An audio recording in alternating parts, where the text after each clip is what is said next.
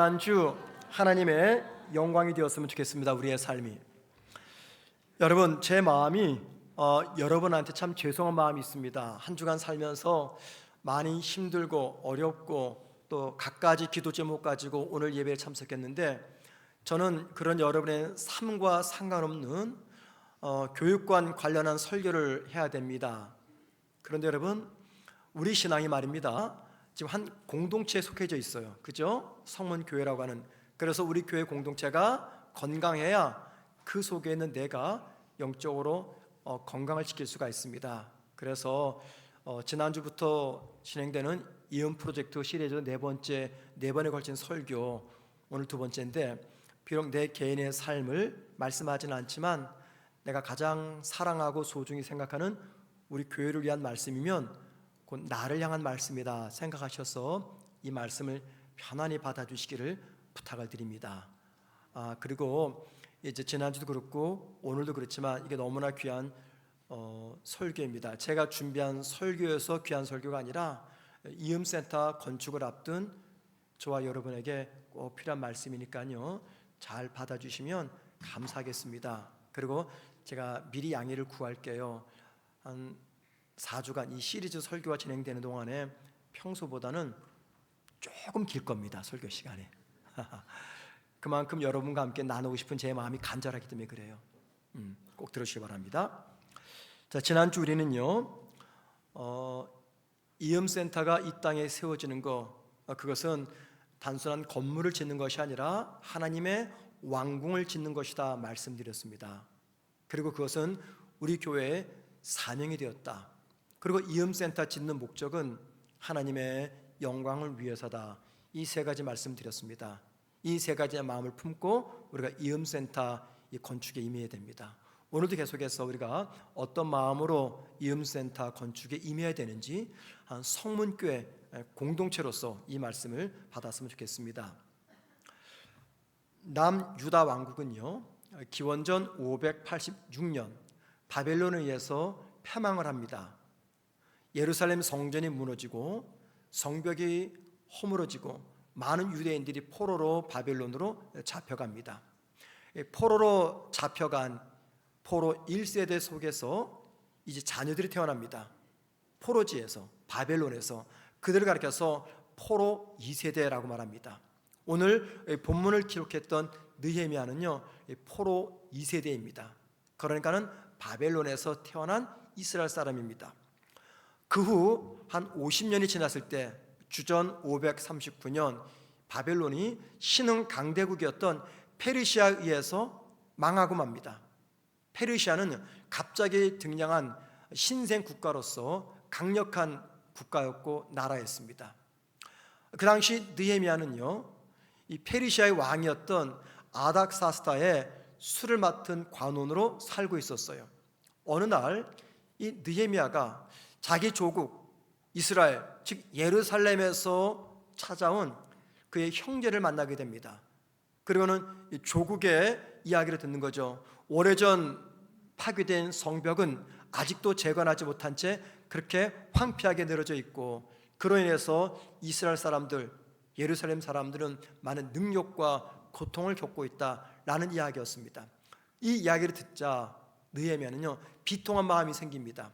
그리고는 그때부터 하나님께 기도하기를 시작합니다. 하나님, 무너진 예루살렘 성벽을 재건할 수 있도록 도와주십시오 라고 말이죠. 자, 그러다가 어느 날 아주 우연한 기회에 그가 섬겼던 페르시아의 왕 아닥사스다 왕이 느헤미야가 가지고 있었던 이 기도 제목을 전해 듣습니다. 그리고는 그가 선의를 베풀어서 느헤미야에게 예루살렘에 가서 성벽을 재건하라고 허락을 해줍니다. 그리고 이에 관한 모든 것들을 다 공급해주고 제공해주죠. 그래서 이제 느헤미야는 왕의 허락을 받고 예루살렘을 방문합니다. 어쩌면 첫 번째 방문이 아니었을까 생각합니다. 왜냐하면 그는 바벨론에서 태어났기 때문이죠. 그리고 전날 도착한 그날 밤 늦은 시간 아무도 모르게 혼자서 무너진 예루살렘 성벽을 이렇게 돌아봅니다. 그리고 나서 이스라엘 사람들을 불러 모읍니다. 그리고 그들에게 무너진 예루살렘 성벽을 다시 재건하자, 그들을 설득합니다. 이게 바로 오늘 본문 이야기입니다.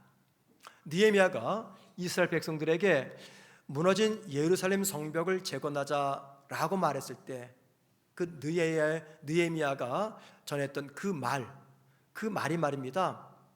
오늘 이음센터를 건축하는 우리가 꼭 새겨 들어야 될 하나님 말씀이라고 생각을 합니다. 왜냐하면 느헤미야는요, 이스라엘 백성들에게 성벽을 재건할 때 어떤 마음 자세로 재건해야 되는지 그것을 말씀해 주고 있거든요.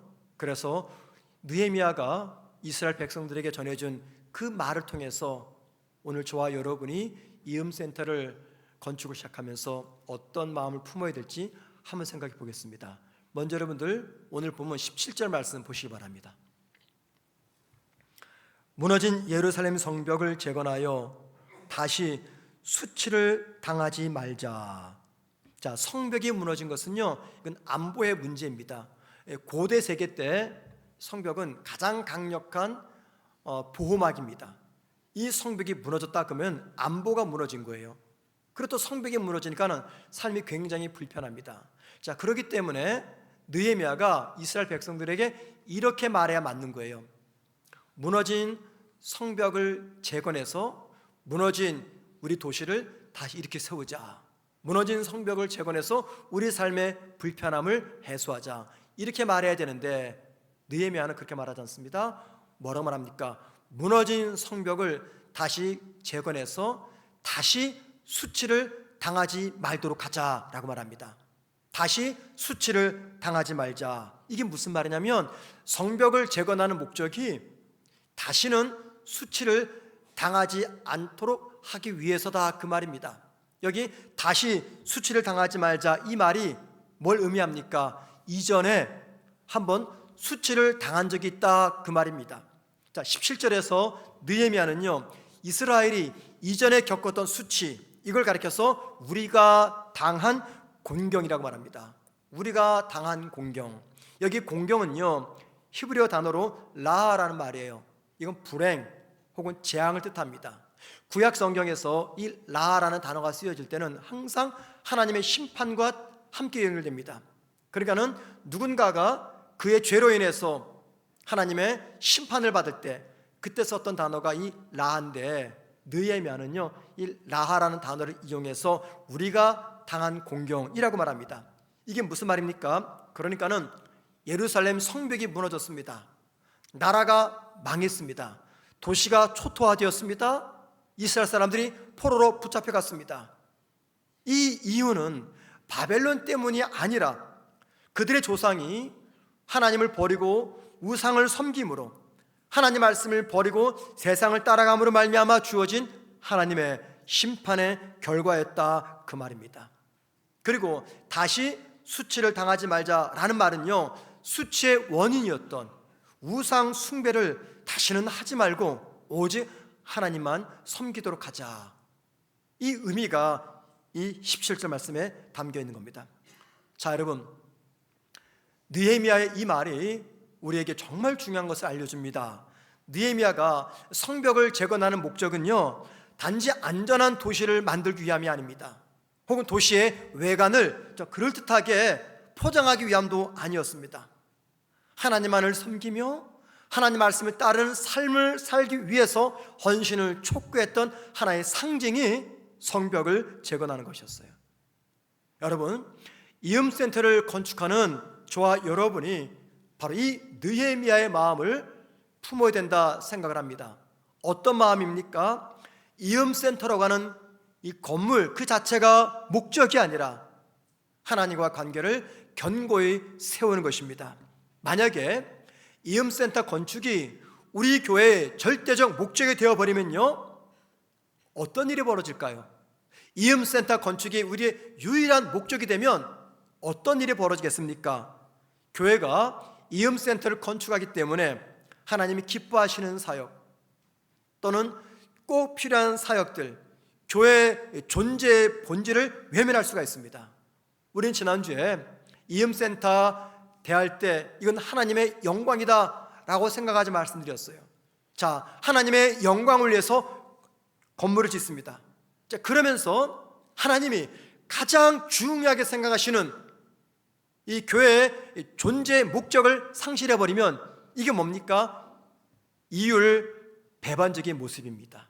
하나님의 영광을 위해서 건물을 짓는다면서도 하나님의 가장 소중한 것들을 외면해 버린다면요, 이건 정말 잘못된 거죠. 만약에 그렇게 되면 우리 교회가 이 땅에 존재하는 유일한 목적은 건물을 짓는 것입니다. 여러분, 우리 교회가 그런 교회가 되기를 바라십니까? 이 건물을 짓는 것에 모든 에너지를 다 쏟는 교회, 이게 교회 존재의 목적입니다. 그런 교회가 되기를 원하십니까? 여러분, 우리 교회가 이 땅에 세워진 이 존재의 목적이 무엇입니까? 우리 교회에 출석하는 우리 성도들의 영적인 성벽을 견고하게 세워드리는 거예요.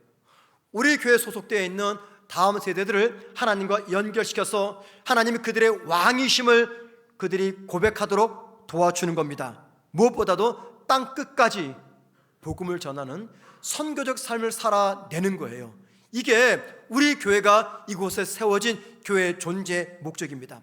그런데 만약에 우리 교회가 이러한 교회의 사명을 망각한 채 건물 짓는 데만 모든 힘을 쏟게 되면은, 건물이 목적이 되면은 이 이음센터는요, 우리의 그리고 우리 교회의 다음 세대의 영적 성벽을 허물어뜨리는 도구가 될 수가 있다는 겁니다.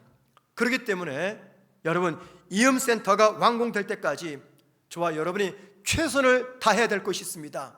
첫째, 하나님과의 관계를 견고하게 만들어 가셔야 돼요.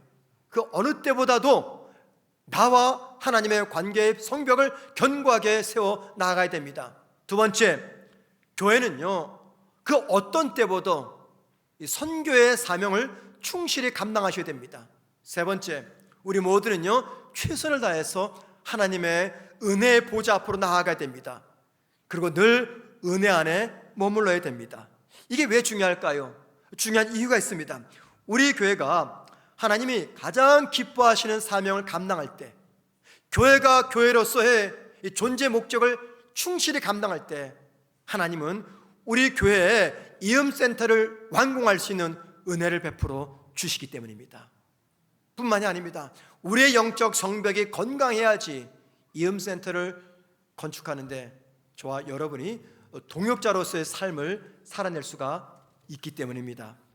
교회 입장에서 볼 때 이음센터 짓는 것은요, 꼭 필요한 일이고 중요합니다. 우리의 오랜 기도 제목입니다. 그런데 여러분, 이음센터의 건축보다 더 중요한 것이 있어요. 그것은 우리 각자의 신앙의 성벽이 견고하게 세워지는 것이고, 교회가 하나님께 받은 사명을 온전히 감당하는 것입니다.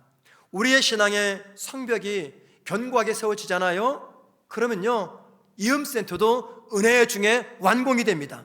하지만 우리 신앙의 성벽이 무너지거나 흔들리거나 그렇게 되면요, 이음센터 완공은 어렵습니다. 혹 그러는 가운데 이음센터가 완공돼도 우리 교회는요, 여러 갈래로 분열이 되고 말 것이에요. 그래서 여러분에게 부탁을 드립니다. 여러분, 이음센터가 완공될 때까지 내 자신에게 영적 비상사태라고 선포하십시다. 우리 가정을 향해서, 우리 셀을 향해서, 우리 교회를 향해서 지금은 영적 비상사태다. 그래서 그 어느 때보다 나와 하나님의 관계가 견고할 수 있도록 여러분이 애쓰셔야 됩니다. 우리 가정이, 내가 소속된 우리 셀이, 그리고 우리 부서가, 우리 교회가, 우리 성도들이 하나님과 관계가 견고해서 영적 성벽이 흔들리지 않도록 여러분이 애쓰고 기도하셔야 됩니다. 무엇보다도 우리 교회가 이음센터 건축 때문에 교회의 본질을 잃어버리지 않도록 여러분께서 기도하시고 도와주셔야 됩니다. 자, 두 번째입니다. 느헤미야는요, 이 무너진 예루살렘 성벽을 재건하는 것은 자신의 계획이 아니라 하나님의 뜻이었다라고 말합니다. 오늘 보면 18절 보세요.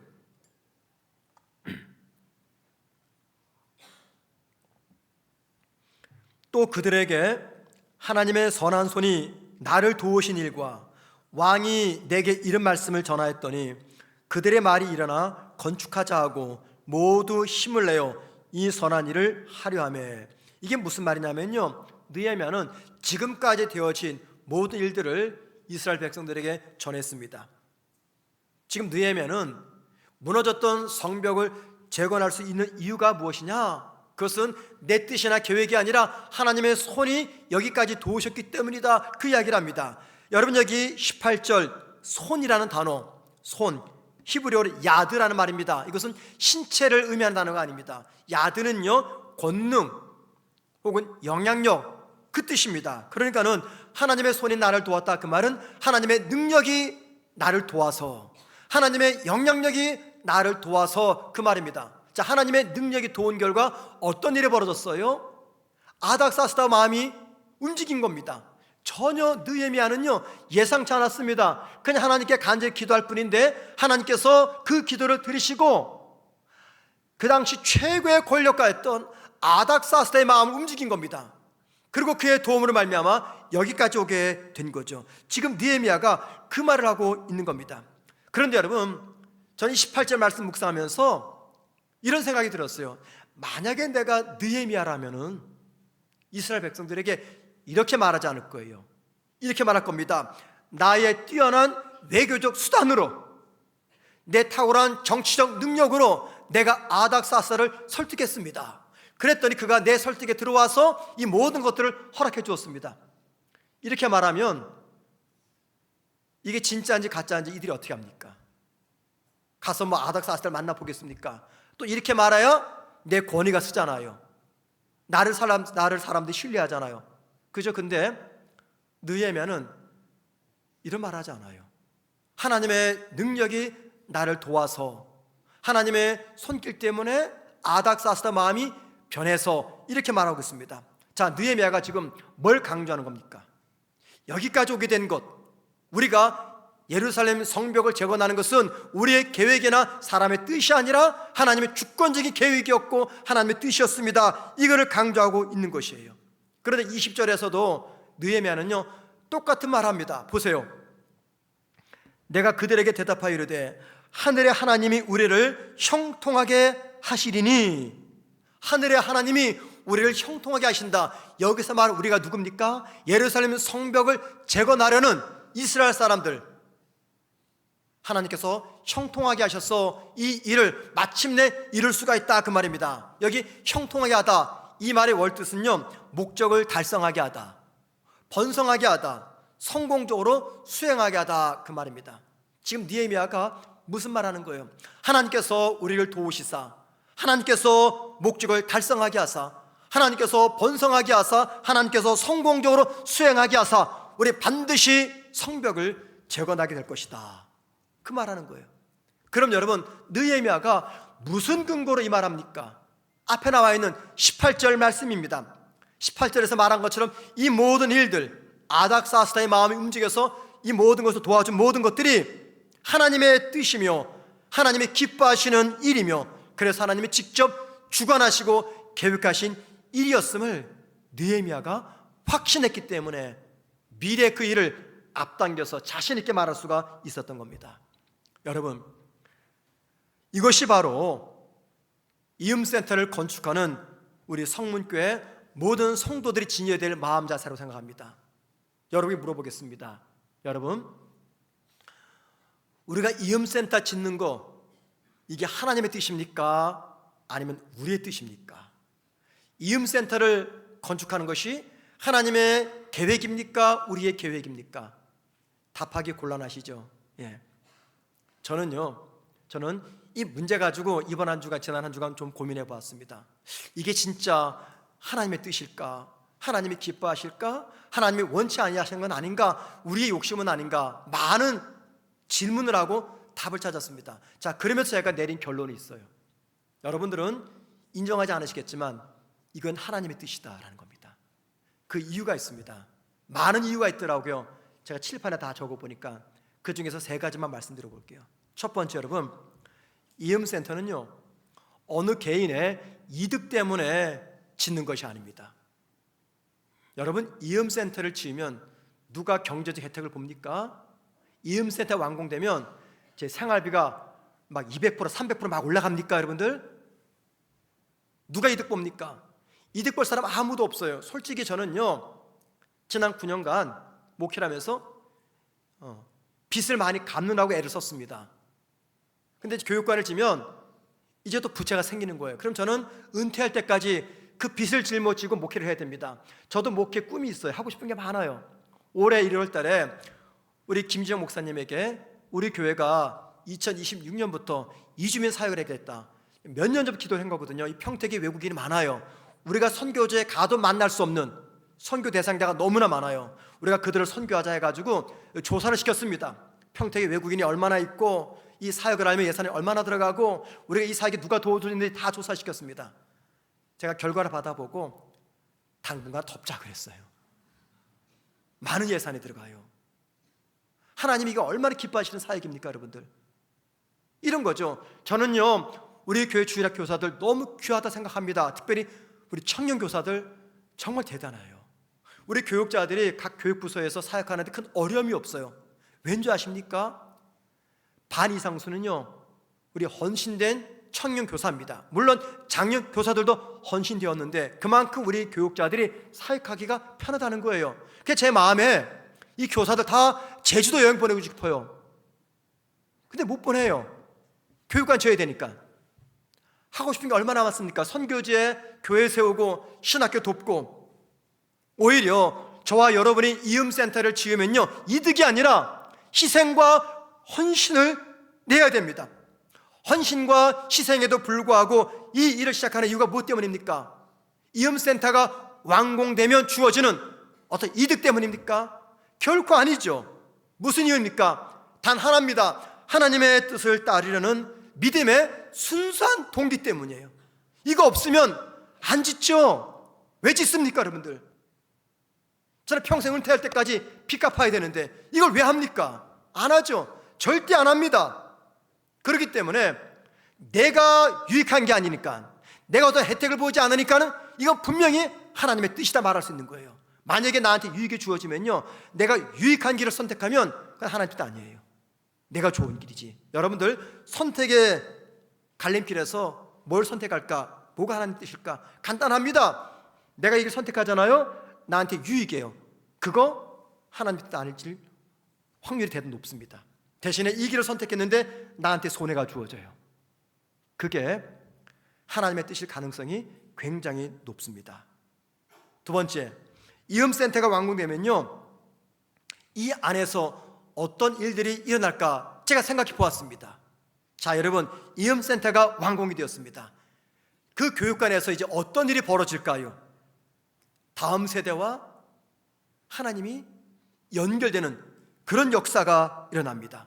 우리 자녀들이 하나님을 자신들의 왕으로 삼고 이 세상에서 하나님의 이름을 높이는 하나님의 사람으로 양육을 받습니다. 하나님을 배웁니다. 말씀을 배웁니다. 예배를 배웁니다. 그러면서 하나님과 인격적인 만남을 갖는 장소가 될 것이라는 거예요.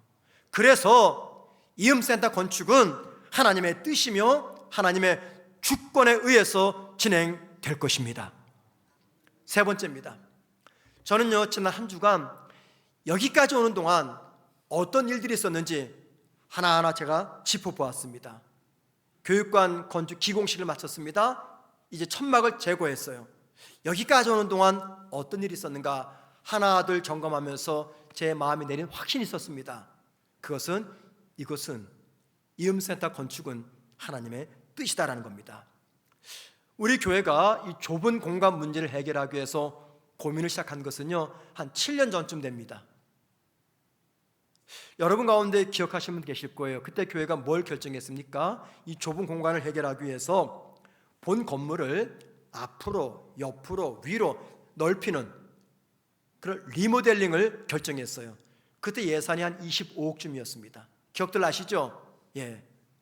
왜 우리가 교육관을 짓지 않고 본 건물을 넓히고 높이고 했느냐? 교육관을 칠 부지가 없었습니다. 자, 그렇게 리모델을 결정한 다음에 이 마음에 두 가지 때문에 제가 참 힘들었어요. 첫째는 당장 급해서 본 건물을 뭐 옆으로, 앞으로, 위로 넓히고 높이는데 조금만 지나면 분명히 또다시 이 공간 때문에 어려움을 겪을 것이다 생각이 들었습니다. 두 번째, 본 건물을 넓히고 높이는 과정 속에서 부작용이 걱정이 되는 거예요. 우리가 보통 이제 성형수술하면 부작용이 나타나잖아요. 그것처럼 본 건물을 리모델링 하면은 막 넓히고 높이면요 분명히 문제가 생기겠다. 그런데도 다른 해결 방안이 없으니까는 이 리모델링을 결정을 했어요. 자, 근데 그 즈음에 우리가 지금 교육관을 지으려고 하는 그 부지 있잖아요. 원래 소유주가 우리 앞에 옆에 사시는 허 조합장님이십니다. 그분에게는 집 앞에 도로가 있었어요. 근데 그 도로가 종중 땅이에요. 그 즈음에 종중이 이 땅을 쓰지 못하도록 막아버린 거예요. 자, 그러니까는 이 허 조합장님 가족들은요 다닐 도로가 없어진 겁니다. 그래서 집 뒤편에다가 도로를 내야 되겠다. 거긴 당신의 땅이니까. 근데 문제가 생긴 거예요. 도로를 쭉 내면요 끝에 우리 교회 땅이 27평이 딱 놓여 있는 거예요. 주차장과 떨어진 땅입니다. 아무 쓸모없는 땅이에요. 제 명의로 됐습니다. 제가 땅 소유주입니다. 예. 제가 그래서 재산세도 냅니다. 그 땅이 문제인 거예요. 그 땅을 지나가야 되는데 우리 교회가 허락을 해줘야 되잖아요. 그래서 허 조합장님이 그 연락이 온 겁니다. 이 땅을 좀 도로로 내서 사용하게 허락해달라고. 우리 교회가 반대하면 이분은 도로 낼 방법이 없는 거예요. 그때 저희 교회는요 주차 문제 때문에 굉장히 심각했습니다. 그래서 교회는 이 주차 문제를 해결하기 위해서 허 조합장님에게 교회 땅을 도로로 사용하시되 대신에 우리에게 좀 땅을 파십시오 얘기가 된 겁니다. 그래서 지금 교육관 부지 550평을 교회가 매입을 하고 그러면서 리모델링 계획을 취소시켜 버렸어요. 취소하고 대신에 저 땅에다가 새로운 교육관을 짓고자 결정을 하고 여기까지 온 겁니다.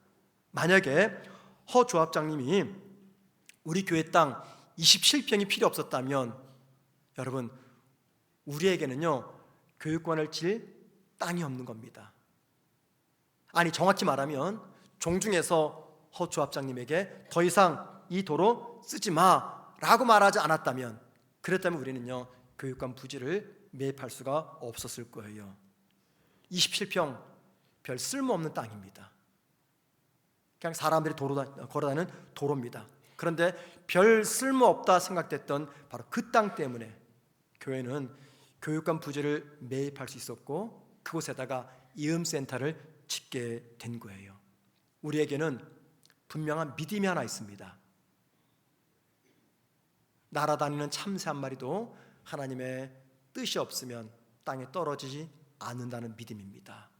그 하나님이 우리의 머리카락 하나까지도 세신 바 알고 계신다라는 믿음입니다. 그렇다면 여러분 주님께서 핏값으로 세우신 당신의 교회에 관한 일들 중에 하나님의 뜻과 허락 없이 되어지는 그 일들이 존재하겠습니까? 결코 아닙니다. 여러분 우리가 교육관 부지 550평을 매입한 거 이게 운입니까? 우연입니까? 아니에요. 하나님의 주권이며 섭리며 하나님의 은혜이며 뜻이며 인도하심입니다. 이처럼 이음센터는요 건축 동기, 건축 목적 그리고 진행 과정 모두가 다 하나님의 뜻과 밀접하게 연관되어 있습니다.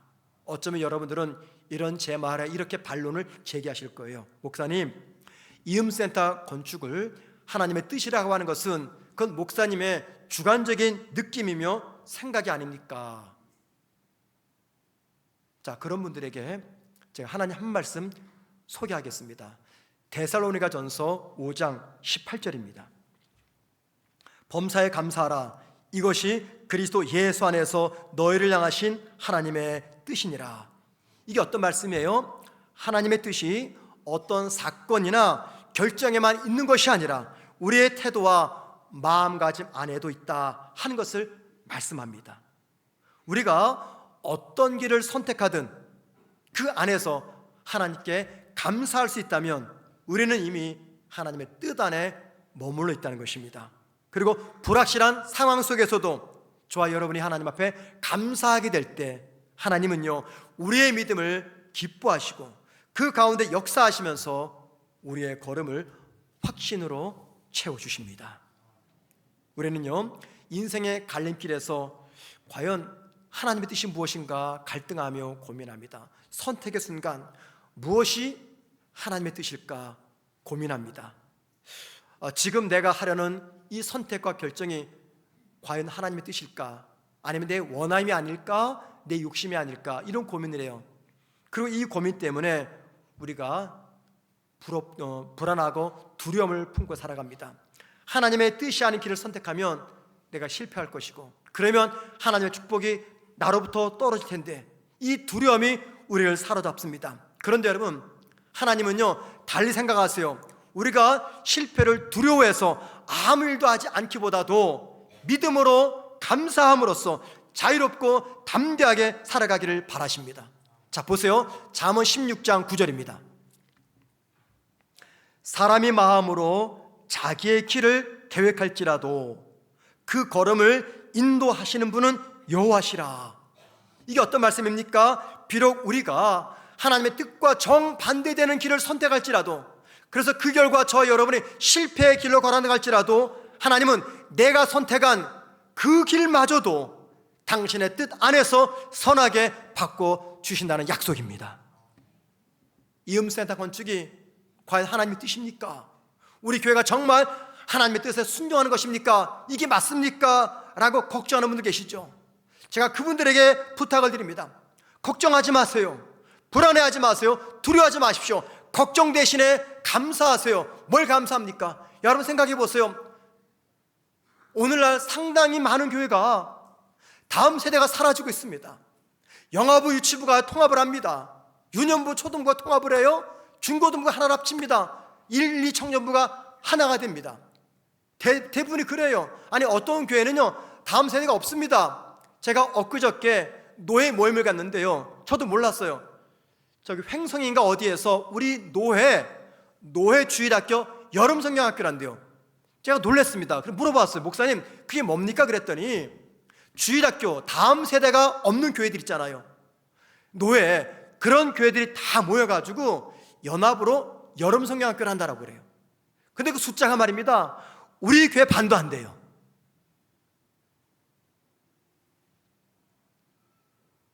우리가 지금 이런 은혜를 누리고 있어요. 그래서 감사하셔야 돼요. 하나님, 다른 교회가 다음 세대가 사라짐으로 말미암아 걱정하는데 교육관을 없애버렸는데 우리는 다음 세대가 늘어나서 교육관을 건축합니다. 감사합니다. 고백하셔야 돼요. 그리고 감사할 때 이 모든 것들이 하나님의 뜻이 된다는 겁니다. 만약에 이음센터 건축이 하나님의 뜻을 이루는 우리의 사명이다 라고 생각된다면요, 적어도 우리에게는 두 가지의 반응이 나와야 됩니다. 첫째, 모든 성도들이 이음센터 건축에 관한 한 마음이 되어야 되고 서로 협력해야 됩니다. 한 마음이 되어야 됩니다. 한 마음. 자, 보세요. 오늘 본문 18절.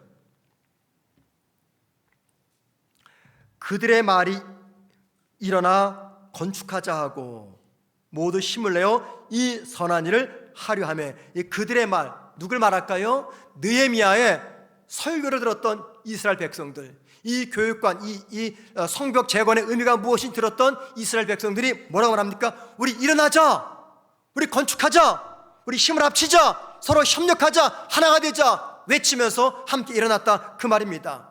여러분, 여기 모두 힘을 내어, 모두가 누굽니까? 나이, 성별, 신분, 직업 다 초월해서 모든 사람들이 한 마음이 되어서 성벽 재건에 헌신했다, 그 말입니다. 왜 그랬을까요? 이들이 이유는 한 가지입니다. 그게 하나님의 뜻이었기 때문에. 그게 하나님의 뜻이었기 때문에. 여러분, 우리 모두가요 이음센터 건축에 관해서 다양한 생각을 할 수가 있어요. 어떤 분은 찬성합니다. 어떤 분은 반대합니다. 어떤 분은 관심이 없습니다. 어떤 분은 헌신합니다. 누구는 헌신하지 않습니다. 어떤 분은 관심을 둡니다. 어떤 분은 무관심입니다. 반응이 다양합니다. 여러분, 이음센터 건축이 하나님의 뜻이며 우리에게 맡기신 사명이라면, 그리고 하나님께서 기뻐하실 일이라면 우리가 어떻게 됩니까? 주님 안에서 생각의 차이, 헌신의 차이를 다 내려놔야 됩니다. 그리고 하나가 되어야 됩니다.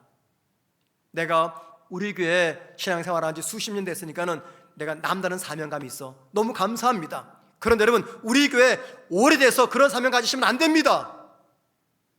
교회 등록연수 상관이 없습니다. 반대로 내가 우리 교회 최근에 등록했는데 나랑은 관심이 없어. 이것도 잘못된 거예요. 다 떠나서 이게 하나님의 뜻이기 때문에, 이게 하나님 기뻐하시는 일이기 때문에 우리는 하나가 되어야 되는 겁니다. 두 번째입니다.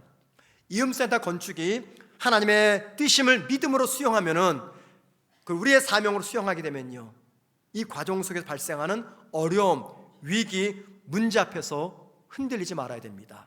자, 이스라엘 백성이 성벽을 재건할 때 이 반대했던 세력들이 있습니다. 볼까요? 느헤미야서 오늘 본문 2장 19절입니다.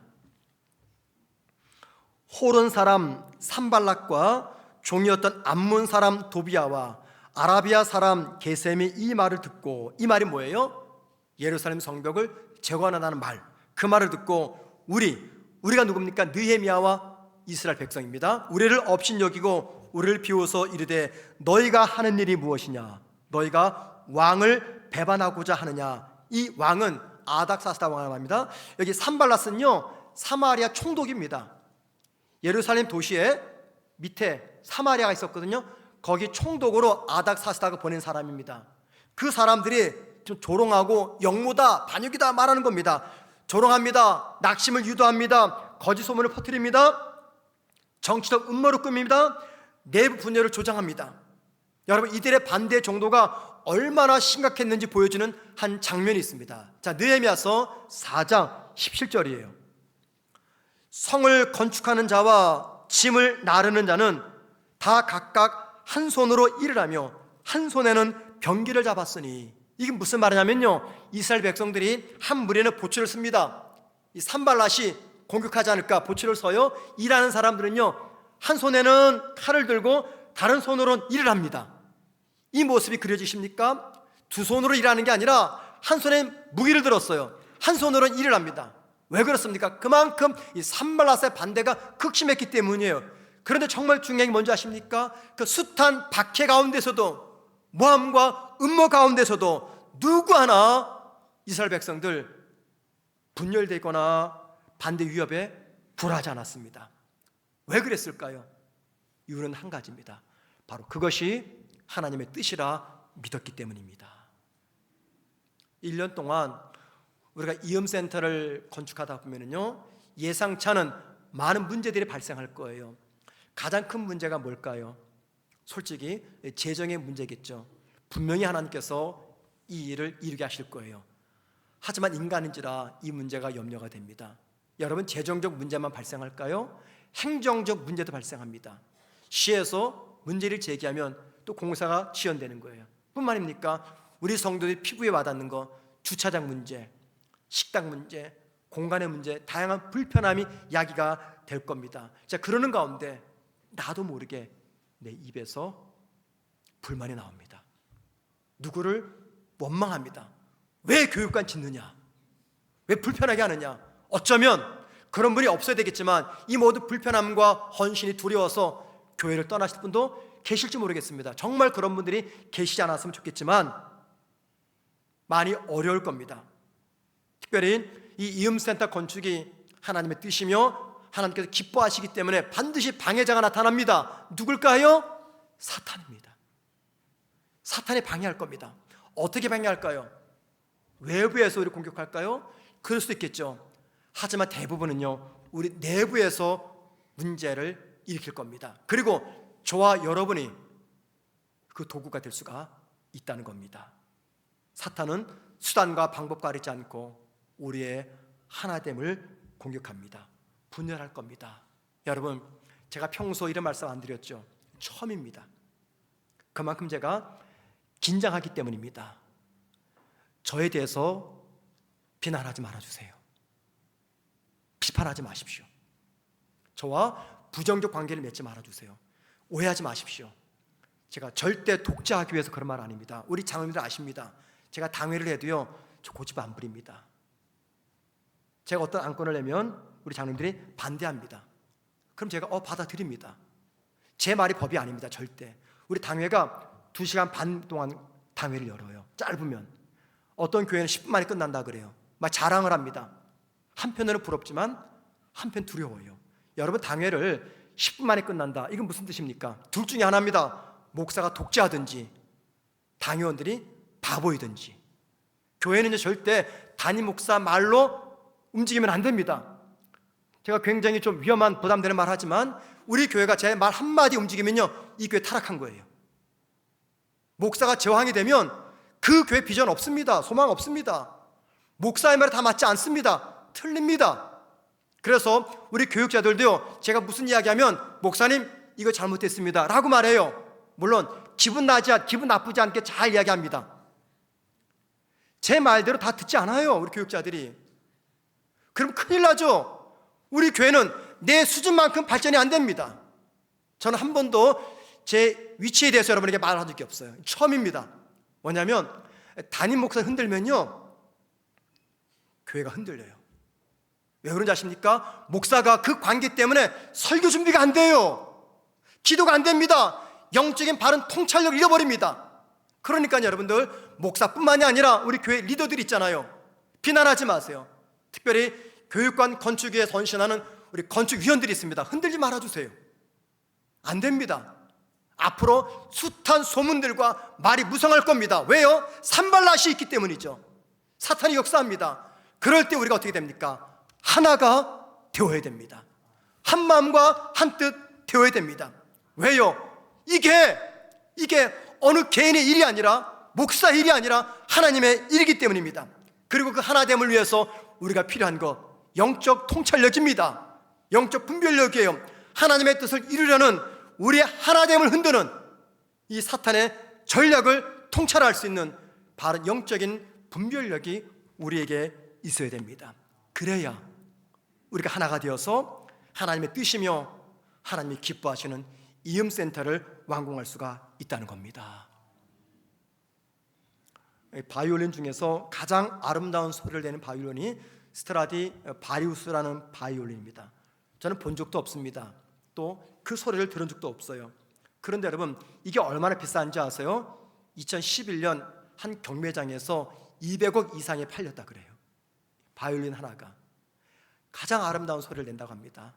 그런데 여러분, 아무리 아름다운 소리를 내는 스트라디 바리우스 바이올린이어도요, 연주자의 손길과 깊은 교감이 없으면 단지 전시품에 불과합니다. 그걸 저한테 주면은요, 이건 그냥 전시품이에요. 연주를 못하기 때문에 깊은 교감을 나눌 수가 없기 때문이죠. 마찬가지입니다. 이음센터가 아무리 아름답고 아무리 웅장하고 아무리 귀하게 완공되어도 저와 여러분이 하나님과 깊은 관계를 맺지 않으면 이 이음센터는요, 본래의 기능을 제대로 발휘할 수가 없습니다. 그렇기 때문에 이 건물을 세우는 동안 우리가 가장 잘 해야 될 일이 있습니다. 그 어느 때보다 나와 하나님의 관계를 견고하게 만들어 가는 겁니다. 그 어느 때보다 우리 교회가 은혜가 넘치고 건강하고 평안한 공동체가 될 수 있도록 우리 함께 힘을 모아야 됩니다. 하나님께서 우리 교회를 축복하셔서 이음센터 건축하게 하신 거 감사하십시오. 감사함으로 나아갈 때 이 일이 하나님의 뜻이 됩니다. 여러분, 우리 모두 영적 비상사태를 선포하십시다.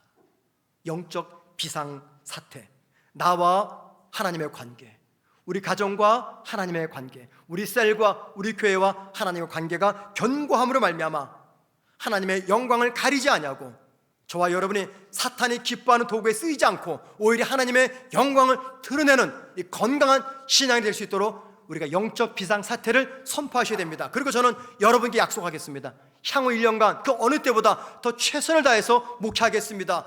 더 말씀을 잘 준비하고 더 많이 기도하겠습니다. 우리 교육자들과 힘을 모아서 여러분을 잘 목양하겠습니다. 그래서 여러분들이 은혜로운 신앙 공동체에서 하나님을 섬길 수 있도록 그렇게 노력하겠습니다. 대신 여러분도 약속해 주세요. 예배 때마다 대피 기도하는 대피 기도자들 있죠. 정말 한 주간 정말 눈물로 기도하는 심령 가운데 기도를 준비하십시오. 토요일날 준비하지 마십시오. 한 주간 기도하면서 마치 목회자가 한 주 내내 말씀을 준비하듯이 여러분도 그렇게 기도를 준비하셔서 이 기도가 오직 하나님께 영광이 되는 기도, 그 기도할 수 있도록 기도를 준비하시고 화려한 미사하고 필요 없습니다. 기도를 통해서 우리 모든 성도들을 하나님의 은혜의 보좌 앞으로 인도하셔야 됩니다. 우리 성가대도 마찬가지입니다. 음악성이 중요하지 않습니다. 박자도 상관없습니다. 우리의 찬양을 통해서 우리 성도들이 하나님의 임재 앞으로 나아갈 수 있도록 여러분이 한동안 기도하시며 준비하셔야 돼요. 그래서 입술의 찬양이 아니라 영혼의 찬양을 들으셔야지 그 찬양 듣는 우리가 하나님의 은혜의 보좌 앞으로 나아갑니다. 쉐카이나 제자, 토 다 마찬가지입니다. 여러분의 책임은요, 여러분의 음악성을 자랑하는 게 아닙니다. 찬양을 통해서 우리 모든 성도들을 하나님의 은혜의 보좌 앞으로 인도하는 거예요. 그게 우리의 사명입니다. 그래서 우리 교회 성도들이 기도회든 예배 시간이든 단 한 번도 하나님의 임재를 느끼지 못하고 예배당을 떠나지 않도록, 하나님의 은혜를 경험하지 못하고 예배를 떠나지 않도록 우리 모두가 힘쓰고 애쓰고 노력하셔야 됩니다. 그래야 우리 교회 영적인 성벽이 견고해집니다. 그래야 1년 동안 사탄이 공격해도 우리 막아낼 수 있는 힘이 생기는 겁니다. 부탁드립니다. 이것은요, 하나님이 기뻐하시는 하나님의 일입니다. 한 마음이 되어야 됩니다. 환난과 어려움과 문제 앞에서 쉽게 낙심하지 마시고 불평하지 마시고, 그러면 그럴수록 믿음으로 담대히 나아가는 우리 모두가 되기를 주의 이름으로 축원을 드립니다.